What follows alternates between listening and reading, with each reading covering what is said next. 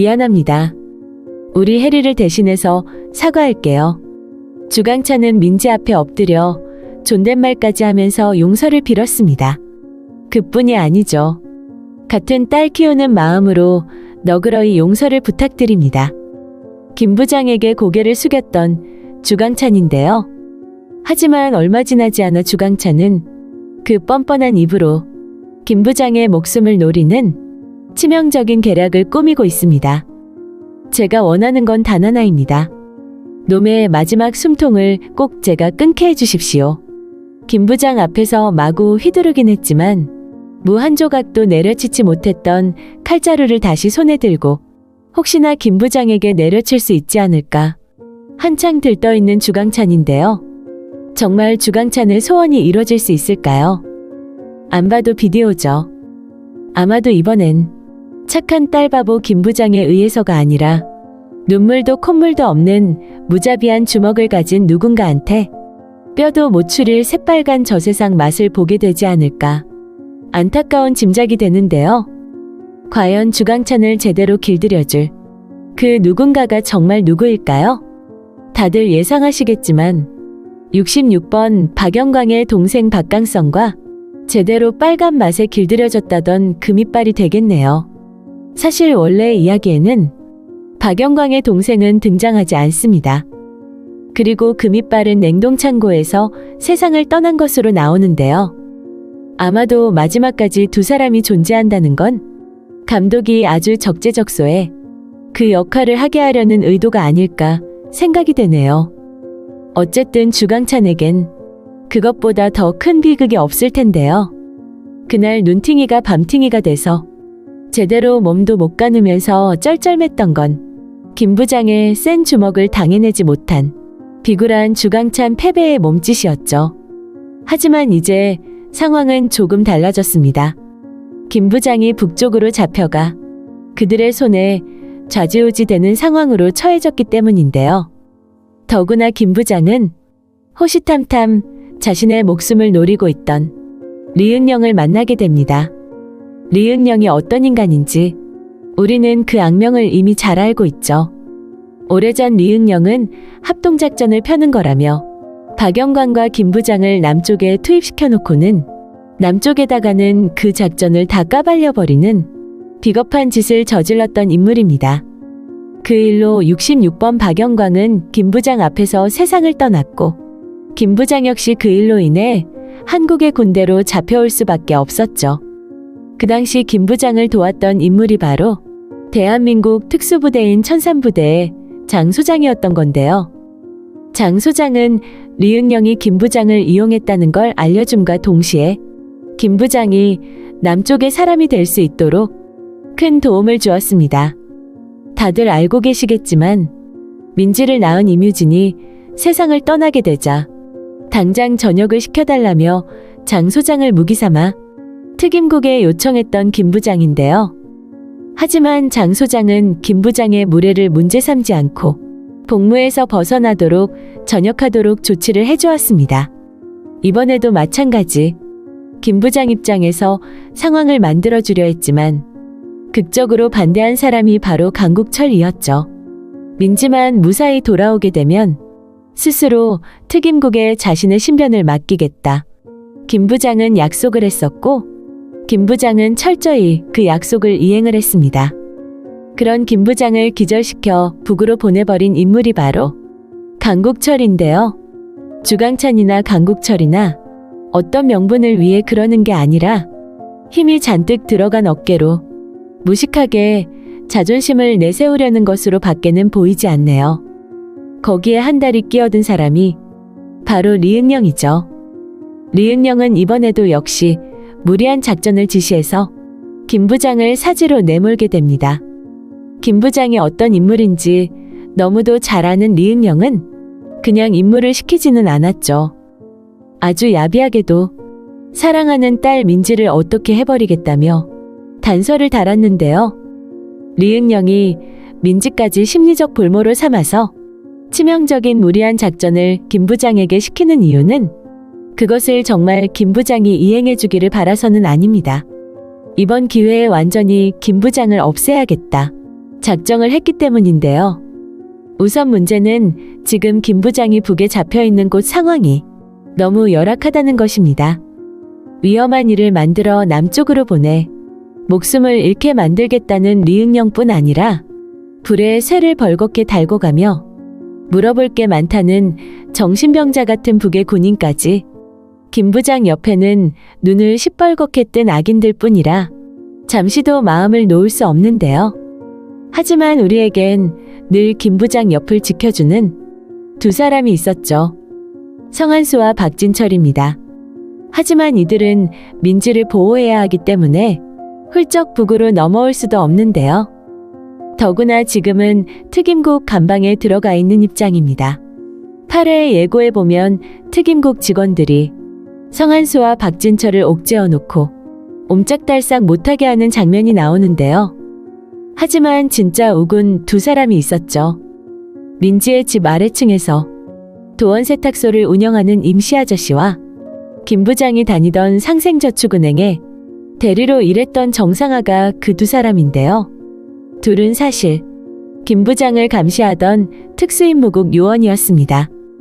하지만 김 부장이 잡혀 들어가게 되면서 임 씨는 도원세탁소를 부동산에 내놓았고 정상아는 특임국에서 한 계급 강등되면서 자신의 임무에 회의를 느끼던 상황이었는데요. 그러다 보니 위기에 처한 김 부장을 자신들이 서로 도와야겠다는데 의견이 모아진 것으로 생각이 되네요.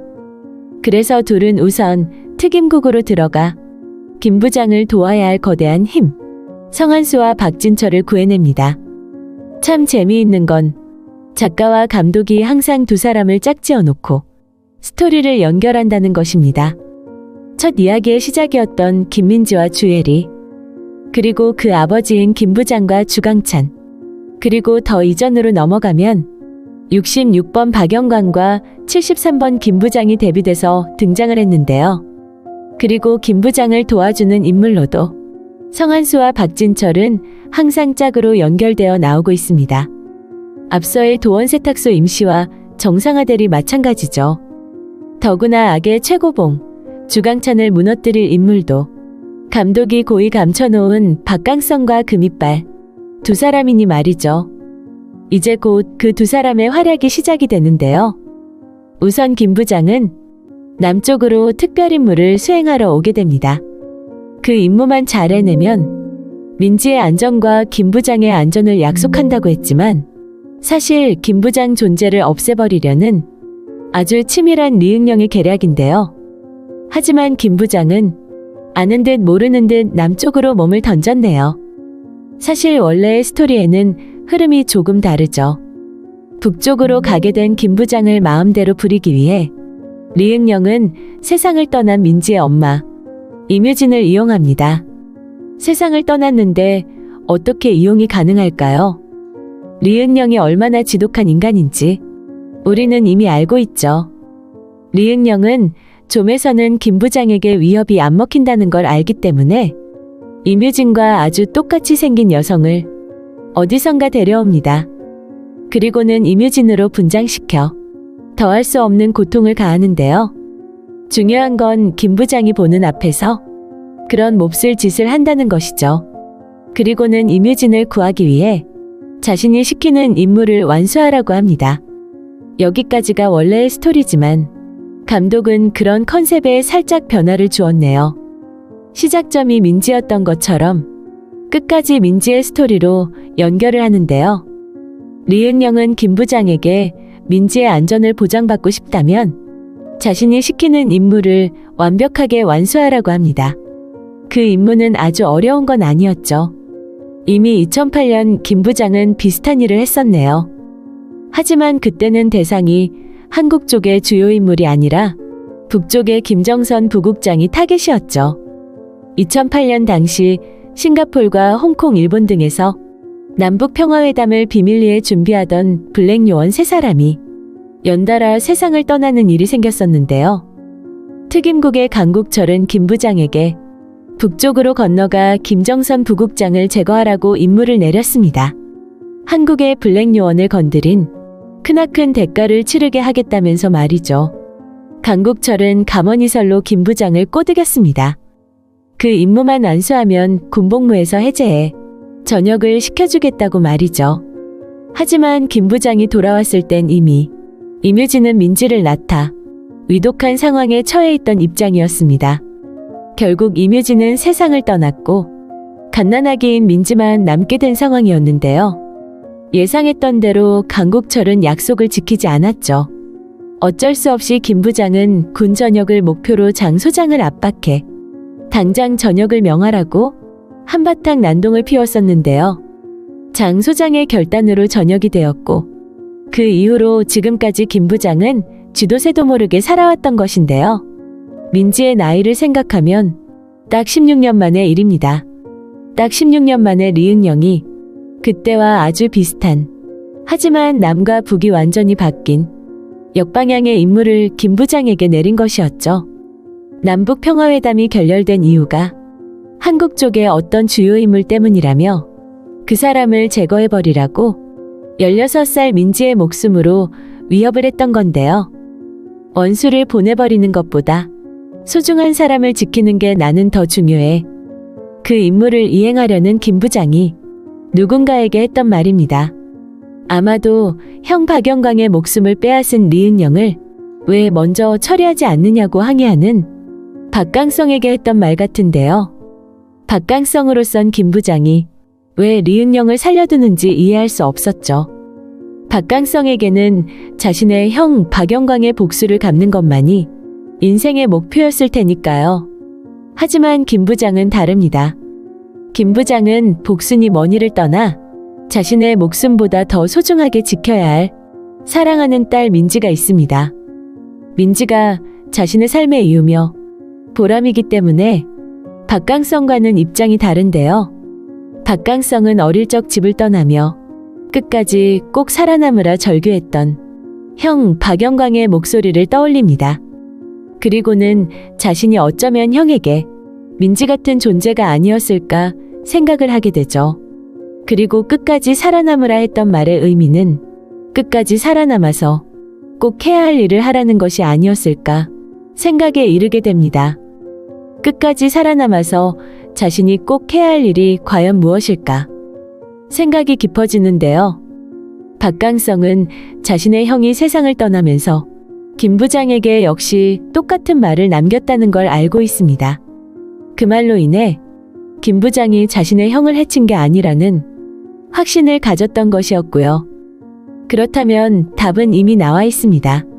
김 부장 역시 형 박영광에게는 자신처럼 소중한 인물이었다는 것인데요. 그래서 박강성은 전적으로 김 부장을 돕기로 결정합니다.